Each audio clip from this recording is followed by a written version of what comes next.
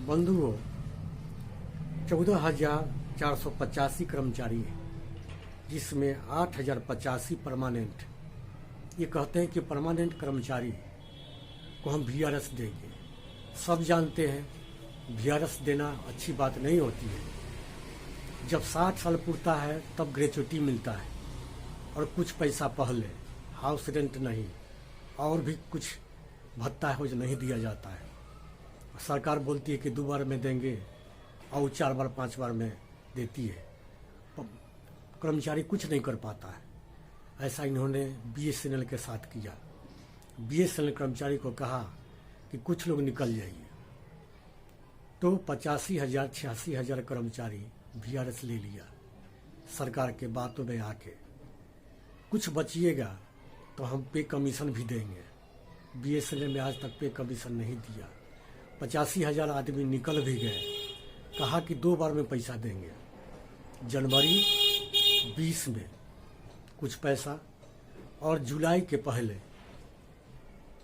20 में second instalment दे देंगे, लेकिन ऐसा नहीं किया उन्होंने। 4 बार में पैसा दिया।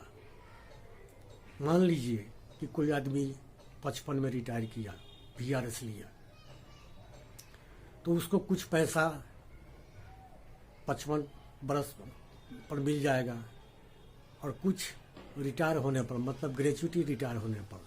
ऐसे ही पैसा 2 भाग हो गया। उसके बाद 4 बार में दीजिएगा तो कोई करोड़ रुपया तो नहीं मिलता है, कुछ ही पैसे, कुछ लाख होते हैं। बताइए वो आदमी क्या कर सकता है? BSNL के कर्मचारी आधा कट्ठा ज़मीन लेके भी शहर में नहीं बस सका। 5 बार में पैसा देने के कारण पैसा राय छाई हो गया।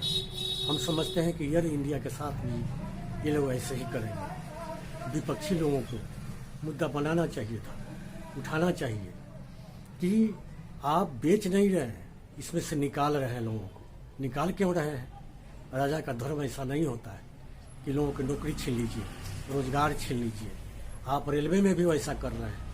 जो स्टेशन बेच दिया जाता है उस स्टेशन से लोगों को हटा दिए जाते हैं, अपना आदमी आप रख रहे हैं।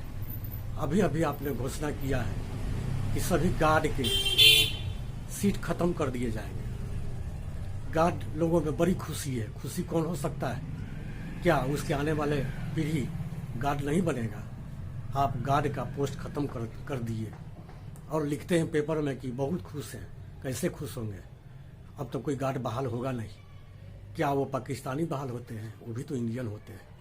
वो कमाई होती है, पढ़े लिखे लोग होते हैं। आप गार्ड का पोस्ट खत्म किया।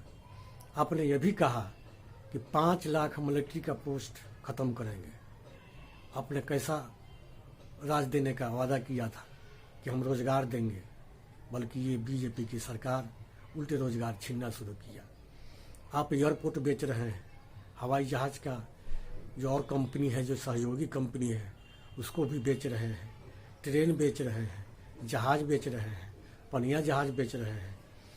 आप यहाँ तक कि बंदरगाह बेच रहे हैं। आप स्टेडियम का भी बोली लगा रहे हैं। आप सड़कें बेचने का भी सोच रहे हैं। ये कौन सी बात हो गई? क्या करने जा रहे हैं? आप कंपनी राज करेंगे। कंपनी को इलेक्शन लड़ना नहीं है।